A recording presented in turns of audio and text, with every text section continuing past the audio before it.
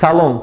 موضوع امروزی درسی ما تصنیف سه مذهب. سه مذهب از روی وظیفه. تصنیف سه مذهب از روی وظیفه می شود. سه مذهب سوماتیکی و عصب‌های وگتاتیوی. حالا ما در نقشه دیده میبریم. پیش از آنکه ما موضوع امروزی خود را شروع کنیم، یک معلومات کوچکی را به سهم شما رساندنی هستم. روند چقدر نفس گرفتن و نفس برآوردن. چقدر نفس گرفتن به نهایت اهمیتی کلان دارد، زیرا که هنگام چقدر نفس گرفتن نسبت به حالت آرامی شخص تخمینا 7 مرتبه زیادتر اکسیژن را قبول میکنند. وقتی که اکسیژن اگر زیادتر وارد شد، برای تمام عضو بافته‌های ما اهمیتی به نهایت کلان دارد. یکمین درجه به سیستم عصب. از اکسیژنی که در خون ما 100% اکسیژنی که وارد می شود هنگام نفس گرفتن 20% آن تنها برای فعالیت مغز صرف می شود. وقتی که اگر به مغز مقدار اکسیژن کم وارد شد، این هنگام می تواند که خاطره ضعیف شود، یعنی پریشان خاطری، درد سر، سرخ زنی، چیزی رو میخونیم در خاطر گرفتن نمیتونه. این همه نتیجه کم شدن مقدار اکسیژن در مغز سر می باشد، زیرا که از نورساگی اکسیژن بعضی منطقه در اون منطقه‌ای که نورساگی اکسیژن رو حس میکنن، این منطقه ها اساسا فعالیت خود رو باز می‌دارن، یعنی بازداری به عمل میاد. سوس شوی فعالیت این منطقه. وقتی که سوس شوی فعالیت منطقه به عمل اومد، میتواند این علامت‌های نام برده به عمل آید. وقتی که از این شکایت شما از این علامت‌ها به دکتر عصب‌شناس مراجعت میکنید، حتمی به شما آن نهادهای دارویی را تعیین میکنند که آنها گردش خون را در معاینه سر شما چی میکنند؟ زیادتر میکنند. اگر شما میخواهید این رو با آسانی برطرف کنید، شما باید روز حداقل یک مرتبه این کار رو اجرا کنید، یعنی چقدر نفس گرفتن و نفس برآوردن. وقتی که شما چقدر نفس میگیرید، نسبت به حالت آرامی زیادتر اکسیژن وارد میشه، ببینید 7 مرتبه و به مغز سر شما نیز مقدار اکسیژن خون تامین شوی با اکسیژن تامین شوی مغز سر شما نیز به نهایت زیادتر میشه و اون منطقه‌ای که فعالیت خود را آهسته آهسته باز داشته بودن دوباره برقرار میکنه. از این رو این عمل رو اگر اجرا کنید، به نهایت برای شما منفعتی خوب دارد. حالا شروع میکنیم با موضوع امروزی خود، یعنی تصنیف سه مذهب سوماتیکی وگتاتیوی و فرقیت آنها و خاصیت های اساسی آنها. چخیلی که ما در بالا قید کردیم، یعنی سه مذهب را از روی وظیفه جدا میکنن به عصب های سوماتیکی و عصب های وگتاتیوی. عصب های سوماتیکی، عصب سوماتیکی یک قسمی سیستم عصب بوده، فعالیتی موشک‌های اسکلتی رو اداره می‌کند و به اختیار شخص اطاعت می‌کند. عصب‌های وگتاتیوی باشد، این یک قسمی سیستم عصب می‌باشد که فعالیت عضوهای داخلی، غدودها، کور دل، یعنی خلاص عضوهای داخلی، دیواره رگ‌ها رو فعالیت آنها رو به تنظیم دارد. و فرق در اینجا ما گفتم می‌گذاریم که عصب‌های سوماتیکی از وگتاتیوی چی فرقیت داره، یعنی علامت‌ها. در اینجا علامت‌هایی که عصب سوماتیکی از وگتاتیوی فرق می‌کنند. یکم علامت از روی مرکزی اولی. مرکزی اولی عصب‌های سوماتیکی از وگتاتیوی چی فرق دارد؟ مرکزی اولی عصب‌های سوماتیکی این نیمکره کلان مغز سر میباشد. چی؟ نیمکره‌های کلان مغز سر. نیمکره‌های کلان مغز سر NKMS. و از وگتاتیوی باشد، این هیپوتالاموس میباشد. هیپوتالاموس که در مغز مابینی جایگیر شده است. ترکیب مغزی مابینی. یکم فرق از روی مرکز اولی گفتیم عصب‌های سوماتیکی نیمکره کلان مغز سر، وگتاتیو باشد، این هیپوتالاموس است.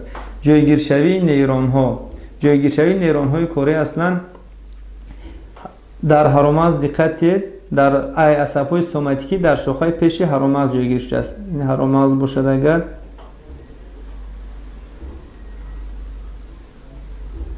انم در شاخه‌های پیش هرمز نیرون‌های کاری عصب‌های سوماتیکی جایگیر شده است. و از وگتاتیوی باشد در مغز سر. در کجا؟ مغز سر در کدام قسمت مغز؟ مغز درازرویه، پولک و مغز میانه. و این در مغز سر بود، در مغز سر. این چنین در شاخه‌های پهلوی هرمز. این شاخه پهلوی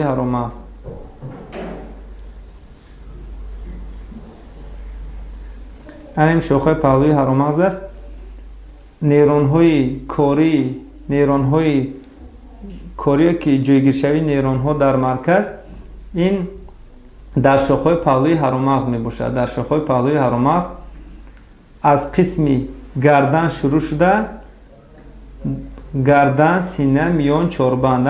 Дар гардан, сина, миён, чорбанд. Гардан, сина, миён, чорбанд. ҷойгиршавии нейронҳои корӣ дар мағзи сар, яъне мағзи дарозрӯя пӯлак миёна ва дар шохҳои паҳлӯи ҳаромағз бошад. қисми гардан, сина, миён, чорбанд. асабҳои вегетативӣ мешавад симпатикӣ, парасимпатикӣ. Баъд фарқ мекунад. ҳоло мо дар қисмати мавзӯи ки асабҳои симпатикӣ ва парасимпатикиро мефаҳмонем, дар он ҷо ба пуррагӣ инро дида мебароем. ва дар ин ҷо бошад гуфтем дар шохҳои пеши ҳаромағз доштани гиреҳ, ганглия. агар нигоҳ карда бошед ҳамин қисматро, боз анамин аз шохаи пеши ҳаромағз нахи асаб хориҷ мешавад. роҳи эферентӣ гӯем, роҳи эферентӣ хориҷ мешавад ва омада дар узви корӣ ба охир мерасад. дар узви корӣ ки аслан мушакҳои скелетӣ мебошанд. бубинед ки ягон гиреҳ надорад, аммо дар асабҳои вегетативӣ бошад. дар асабҳои вегетативӣ нейрон дар шохҳои паҳлӯӣ аст ва ин шохча вақте ки хориҷ мешавад, дар ин ҷо ба охир мерасад ва аз ин ҷо боз нейрони дигар шурӯъ мешавад ва дар ин минтақа ҷои падошаи нейрон гиреҳ, ганглияро ҳосил мекунад. гиреҳ агар муқоиса кунед дар асабҳои соматикӣ, нахи асабҳои соматикӣ гиреҳ надорад. дар асабҳои вегетативӣ бошад чӣ доранд? гиреҳ доранд. дорои гиреҳ мебошанд ки ин гиреҳ аслан гуфтем гиреҳ ин ҷои ҷамъшавии танаи нейронҳо дар қисми периферикӣ системаи асаб мебошад. дар қисми периферикӣ ки ин гиреҳ ҳам дар асабҳои симпатикӣ ва парасимпатикӣ фарқ мекунад гиреҳашон. ҳоло дар он ҷо боз дида мебароем. баъд медиатр дар охири асабҳои соматикӣ, дар охири асабҳои соматикӣ медиатр ҷудо мешавад. дар вегетативӣ ҳам бошад медиатр ҷудо мешавад. медиатр ин моддаи фаъоли биологӣ аст. медиатр ҷудо мешавад ва медиатри асабҳои соматикӣ ин норсоматикӣ ацетилхолин аст.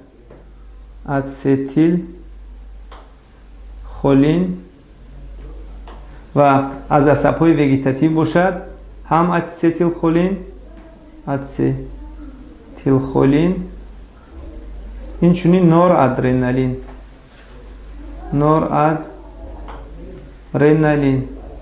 ацетилхолин ва норадреналин мебошад.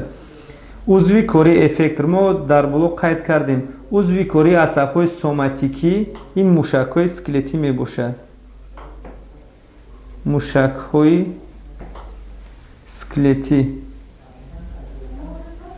ва аз асабҳои вегетативӣ узви кориашон бошад. дар ин ҷо узви кориашон фарз кардем ки дил ё ин ки рагҳо ё ғадудҳо ё ғадудҳо, яъне узви кориашон метавонад чӣ бошад? узвҳои дохилӣ,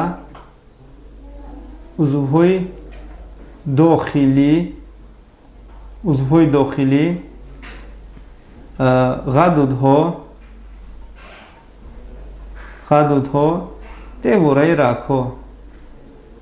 девораи рагҳои хунгард.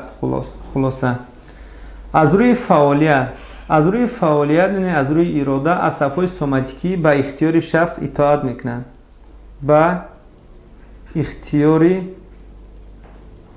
ба ихтиёри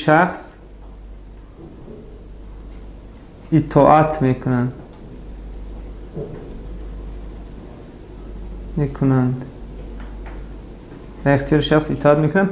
маҳз мо тавассути ҳамин асабҳои соматикӣ аст ки мушакҳои худро идора мекунем, ҳаракат мекунем, мешинем, мехезем, менависем, ягон фаъолиятҳои бошууронаро ба роҳ мемонем. ҳамаш аз ҳисоби асабҳои соматикӣ ва асабҳои вегетативӣ бошад ба ихтиёри шахс, ба ихтиёр ё ирода, ба ихтиёри шахс итоат намекунанд.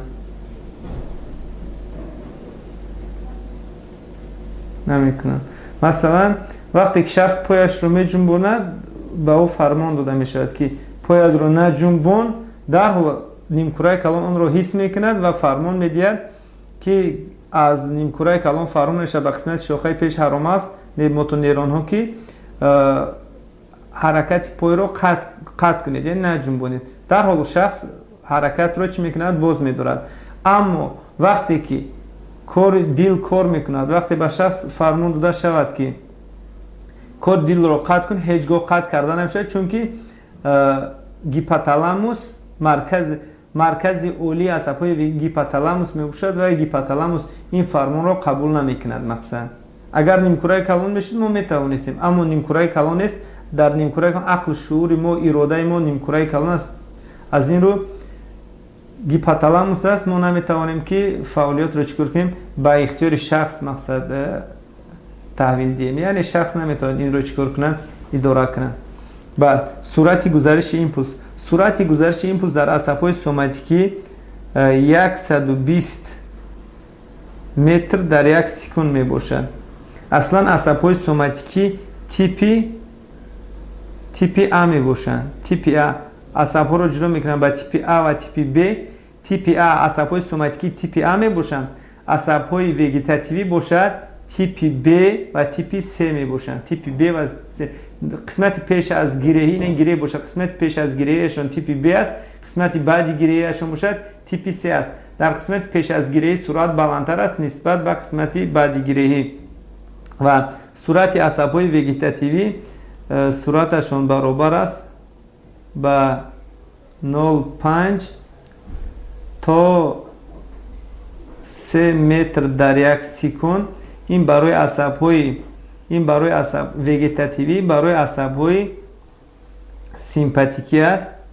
симпатикӣ ва аз 3 то 15 метр дар 1 секунд, даже аз 2 то 15 метр дар 1 секунд, ин барои асабҳои парасимпатикӣ. хулоса ин буд фарқияти асабҳои соматикӣ аз асабҳои вегетативӣ.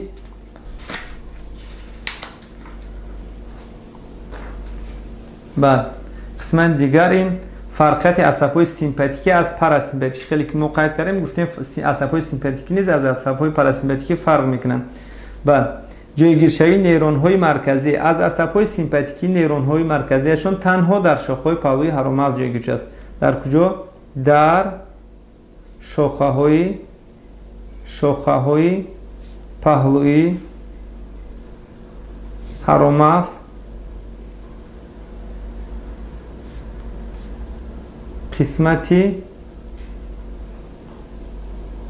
қисмати гардан, сина ва миён. яъне қисмати гардан, сина ва миён. аз парасимпатикӣ бошад ҷойгир шудааст дар мағзи сар. кадом қисматҳои мағзи сар? мағзи дарозрӯя, пулак ва миёна. мағзи миёна. инчунин дар шохаҳои паҳлӯи ҳаромағз. шохаҳои паҳлӯи ҳаромағз. дар шохаҳои паҳлӯи ҳаромағз, аммо дар қисмати чорбанд. бубинед, дар гардан, синаву миён симпатикӣ, баъд аз миён чорбанд мешавад ки дар чорбанд бошад маркази нейронҳои парасимпатикӣ, яъне ҷойгиршавии нейронҳои марказии парасимпатикӣ дар куҷо будааст? ҳам дар мағзи сар, ҳам дар ҳаромағз. дар шохаҳои паҳлӯи ҳаромағз дар қисмати чорбанд, дар мағзи сар бошад дар мағзи дарозрӯя, пулак ва мағзи миёна. медиатри асабҳои симпатикӣ дар охири асабҳои симпатикӣ аслан гӯем, дар охири асабҳои симпатикӣ ҷойгир шудааст норадреналин. медиатрашон, моддаи фаъоли биологияшон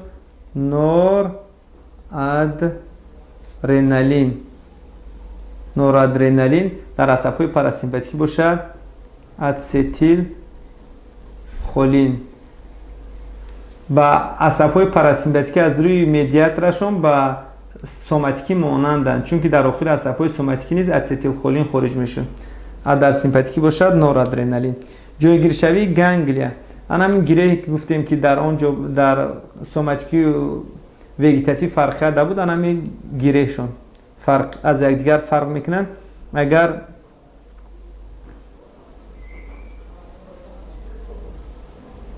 اینجا اگر خارج شود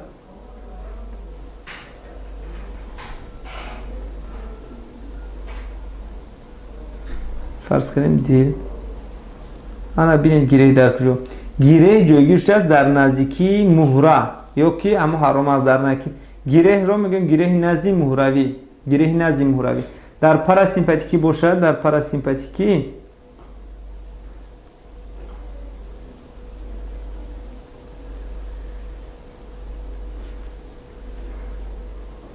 گیره جایگیر شده است، گیره جایگیر شده است در نزدیکی عضو یا اینکه در داخل عضو. گیره سیمپاتیکی رو میگن نزدی مهروی، نزدی مهروی. اما از پاراسیمپاتیکی رو میگن نزدی عضوی، نزدی یا داخلی عضوی. درازی نخو، ما داریم نخوی پیش از گیرهی و نخوی بعد از گیرهی. در عصب‌های سیمپاتیکی نخوی تیپی بی، این تیپی سی. در عصب‌های سیمپاتیکی نخوی پیش از گیرهی، نخوی پیش از گیرهی، پیش از گیرهی کوتاه و بعد از گیرهی نخوی بعدی گیرهی درست. اما در پاراسیمپاتیکی باشد برعکس،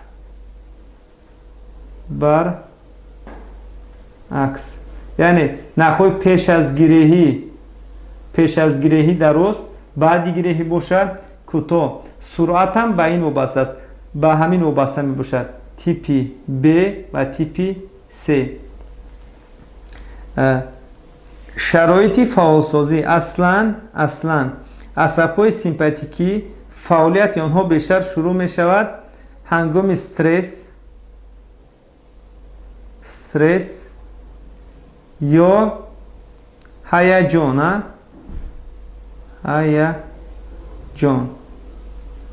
هنگام استرس و هیجان عصب‌های سیمپاتیکی فعال می شود. هنگام آرامی و خواب عصب‌های پاراسیمپاتیکی فعال می شوند. سرعت گزارش ایمپولس در عصب‌های سیمپاتیکی کمتر است نسبت به پاراسیمپاتیکی. چخیلی که پیشتر قید کردیم سرعت عصب‌های سیمپاتیکی برابر است به 0.5 تا 3 متر در یک ثانیه. از پاراسیمپاتیکی باشد از 2 تا 15 متر، 15 باز اجراش 18 هم میگن، 15 متر در یک ثانیه. خلاصه اگر ما بلندترین سرعت شگیریم، اگر در سیمپاتیکی بلندترین سرعت 3 متر در یک ثانیه، از پاراسیمپاتیکی باشد 15 متر در یک ثانیه. اما در سوماتیکی باشد 120 متر در یک ثانیه بود.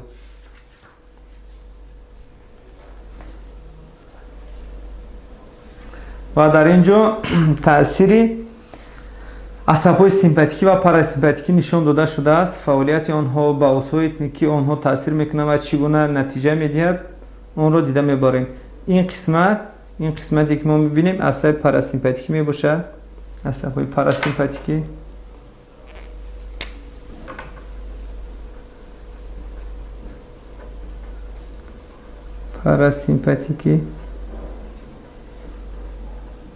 و قسمت دیگر باشه سیمپاتیکی. ببینید اکن یکمو پیشتر گپ زدیم. در عصب‌های پاراسیمپاتیکی جایگیر شوی نیرون ها در کجا گفتیم؟ در مغز سر، این اینجا مغز سر، ببینید یک قسمت نیرون در کجا؟ در مغز سر و هرومز در قسمت چی؟ چربان. در این دو تا جا نیرون های عصب های پاراسیمپاتیکی جایگیر است. در مغز در اتریه پولاک و مغز میانه و در قسمتی چربان. از عصب های سیمپاتیکی باشد در شاخه‌های پهلوی قسمی گردن، سینه و میانه. در شاخه‌های پهلوی قسمی گردن، سینه و میان نیرون هایشان جایگیر شده است. این چنین دویم فرقیتی که ما گپ زدیم، دویم فرقیت این بود گیره. ببینید گیره های عصب های سیمپاتیکی اینه. گیره های عصب های سیمپاتیکی هر آینه به چی نزدیک است؟ یعنی هر آینه نزدیک است به اینه، نزدیک است به مهره نزدیک است. اما از پاراسیمپاتیکی باشد گیره نزدیک است به عضوها. اما در این رسم نه اونقدر خوبتر اشاره شده است. به هر حال اگر نگاه کنید چقدر این نخوی پیش از گیرهی چند قدر دراز، نخوی پیش از گیرهی و این نخی بعد از گیرهی. نگفتن هموند که این عصبی که شما میبینید یک عصب به نهایت دراز، ببینید چقدر دراز آمده است، چقدر دراز است.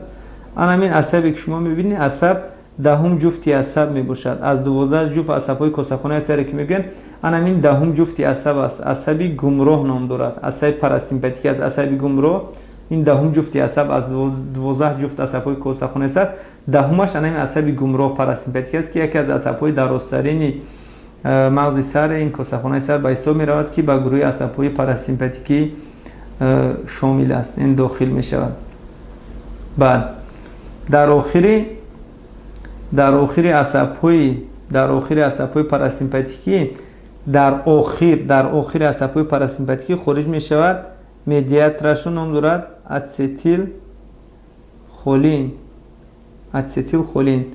در پاراسیمپاتیک گفتیم چی؟ اتسیتیل خولین. در سیمپاتیکی باشد در آخر نخا جدا میشود نور ادرنالین. در اینجا هم نور ادرنالین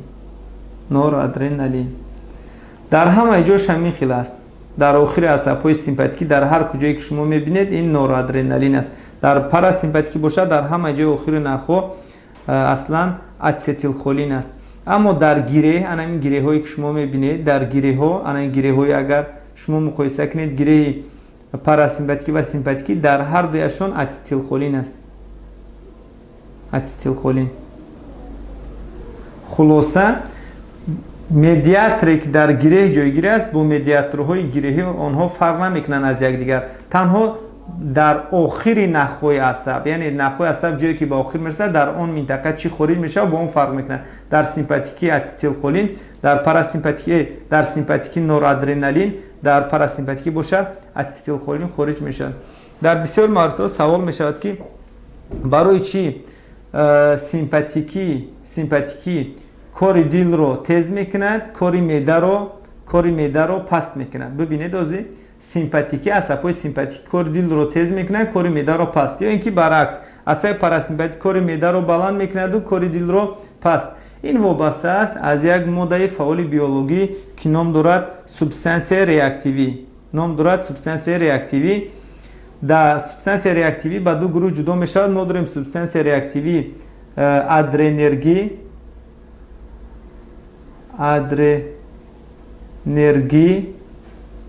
و داریم خولینرژی.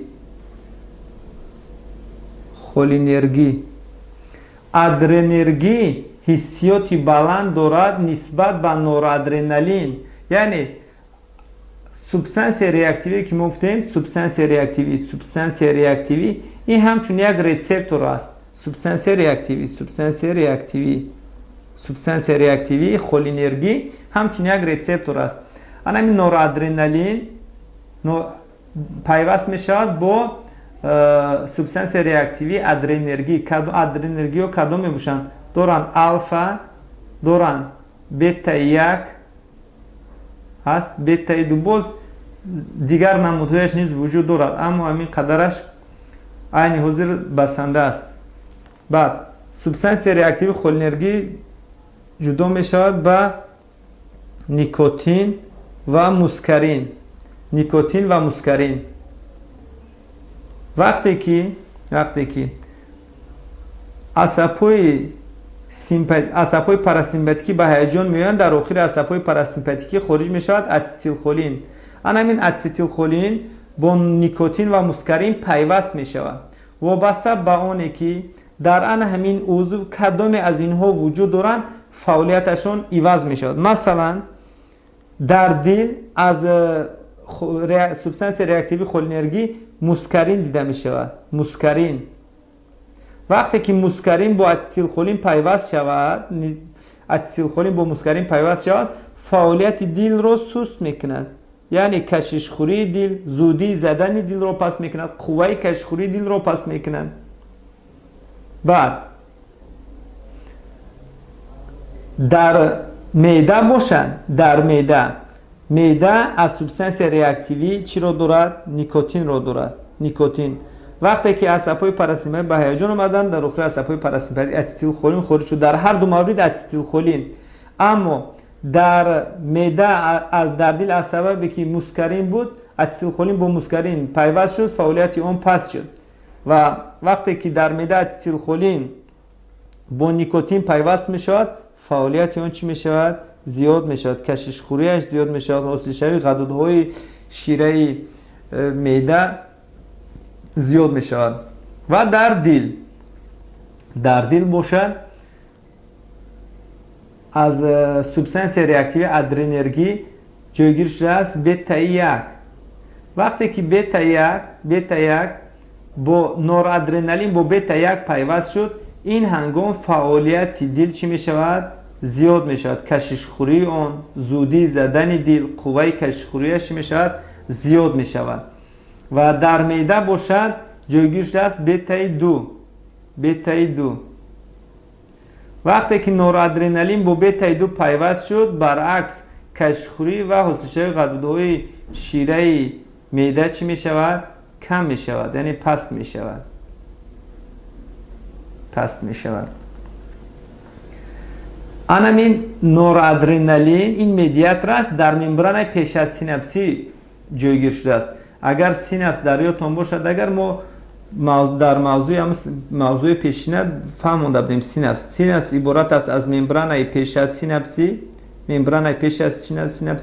و این ممبران بعد سیناپسی. این ممبران بعد سیناپسی اینش باشد فضا. در ممبران پیش از سیناپسی حبوبچه‌ها جایگیر شده است و در داخل این حبوبچه‌ها همین مدیاترها جایگیرند. و در ممبران بعد از سیناپسی باشد سوبستانس ریاکتیوی جایگیر شده است. سوبستانس ریاکتیوی همین الفا، بتا 1، بتا 2، نیکوتین، مسکرین وابسته به اون که کدام اگر عصب‌های پاراسیمپاتیکی باشد در حبوبچه پیش از سیناپسی اتیل خولین، در بعد از سیناپسی باشد نیکوتین و مسکرین. اگر سیمپاتیکی باشد در ممبران پیش از سیناپسی نورادرنالین مدیاترش، در ممبران بعد از سیناپسی باشد سوبستانس ریاکتیو الفا، بتا 1 و بتا 2.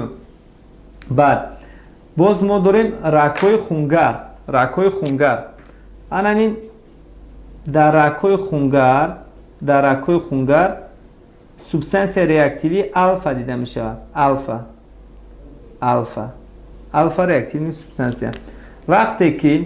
وقتی که عصب‌های سیمپاتیکی تاثیر کردن، اگر عصب سیمپاتیکی به دل تاثیر کنه، به دیواره رگ تاثیر کنه، در آخرش چی خارج می شود؟ گفتیم نورادرنالین. وقتی که نورادرنالین با الفا پیوست شد، اگر با الفا پیوست شد، این هنگام فعالیت موشک‌های دیواره رگ زیاد شده، اون چی می شود؟ تنگ می شود. ببینید تنگ می شود. تنگ.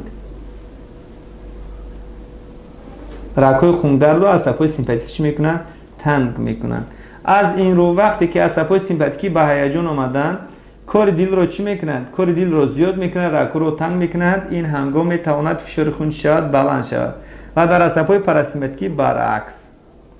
خلاصه اگر عصب‌های سیمپاتیکی به کدام عضو اگر تاثیر کند، فعالیت او را زیاد کند، در اون یا الفا است یا بتا 1. اگر فعالیت آن را پس کند در آن چی جایگزین است؟ سوبستانس ریاکتیوی بتا 2. یا اینکه عصب‌های پاراسیمپاتیکی به کدام عضو تاثیر کند اگر کار او را زیاد کند، اگر در آنجا نیکوتین سوبستانس ریاکتیو نیکوتین وجود دارد، اگر کار آن را پس کند در آنجا چی جایگیر شده است؟ مسکرین. بعد هر یک تاثیر عصب‌های سیمپاتیکی و پاراسیمپاتیکی هر یک کدام اون رو در علاوه دیده میبریم. وقتی که عصب‌های با تاثیر عصب‌های پاراسیمپاتیکی گوهرک چشم چی میشود؟ تنگ، یعنی خرد میشود گوهرک. بعد با تاثیر عصب‌های پاراسیمپاتیکی این غدود لوبی دهان است. این چی است؟ غدود لوبی دهان. حاصل شوی غدود لوبی دهان زیاد میشود. حاصل شوی غدود لوبی دهان رو چی میکند؟ عصب‌های پاراسیمپاتیکی حاصل شوی شیره غدود لوبی دهان رو چی میکنند؟ زیاد میکنند.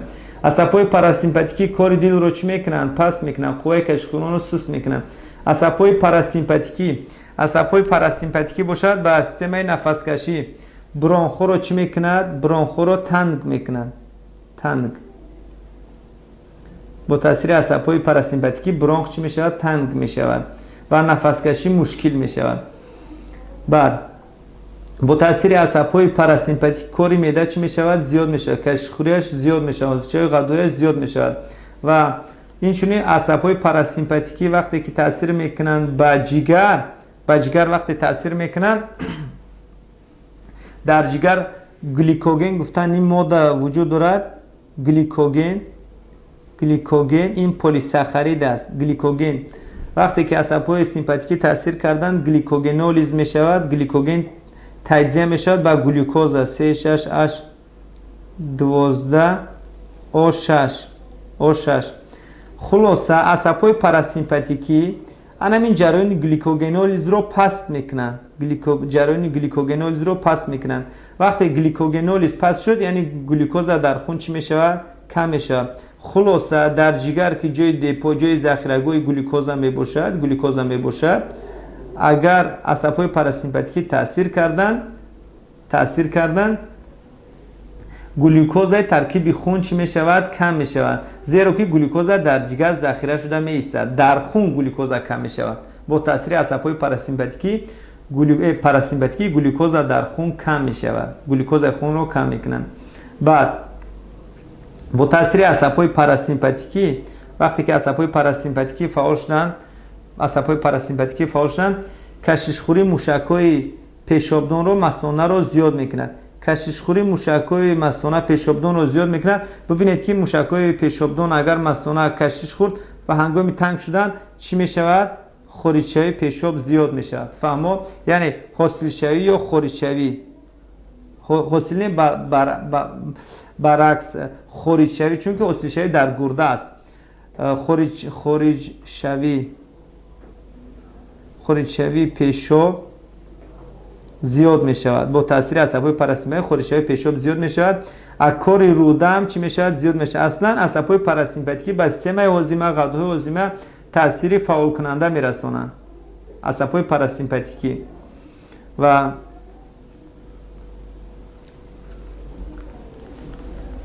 تاثیر عصب‌های سیمپاتیکی این بود. پاراسیمپاتیکی قسمت دیگر این عصب‌های سیمپاتیکی وقتی که عصب‌های پاراسیمپاتیکی گوهرک چشم رو چیکار کردن؟ تند کردن. ببینید در اصل اشاره شده است. عصب‌های سیمپاتیکی باشد اون رو چی میکنن؟ وسیع میکنن. و غدودهای لوبی دهان به نهایت دقت همینجا رو عصب‌های پاراسیمپاتیکی حاصل شوی غدود لوبی دهان رو به نهایت زیاد میکنن.